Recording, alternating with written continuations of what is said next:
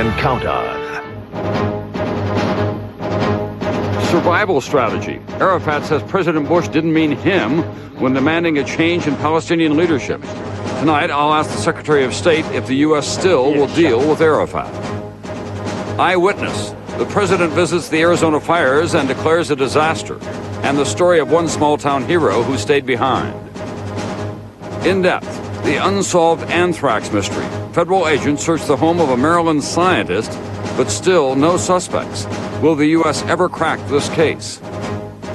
And food fears. Top scientists from around the world hold an emergency meeting about a possible link between potato chips, French fries, and cancer. From NBC News World Headquarters in New York, this is NBC Nightly News with Tom Brokaw. Good evening. If President Bush wants Yasser Arafat to leave, his message isn't getting through to Arafat. The complex and volatile situation in the Middle East is even more confusing tonight, 24 hours after the president's toughest speech yet on the Middle East, in which he called on the Palestinian people to change their leadership so the peace process can move forward. Arafat said that wasn't about him. And one other prominent Arab leader said he saw nothing in the statement that Arafat should go. I'll ask Secretary of State Powell about that in a moment. But first, let's go to NBC's Martin Fletcher in Israel for the Arafat reaction. Thank you. Who, me? Yasser Arafat today, claiming that President Bush's call last night for a new Palestinian leadership didn't apply to him. Definitely not. Arafat in denial or spinning the speech. Either way, Arafat isn't going anywhere anytime soon, and certainly no Palestinians are calling openly for him to resign. They see Bush's speech as Washington trying to bully the Palestinians. And that, says Palestinian Cabinet Minister Imad Faluji, only strengthens Arafat. When Bush asked our people not to elect Yasser Arafat, it's give Yasser Arafat more force.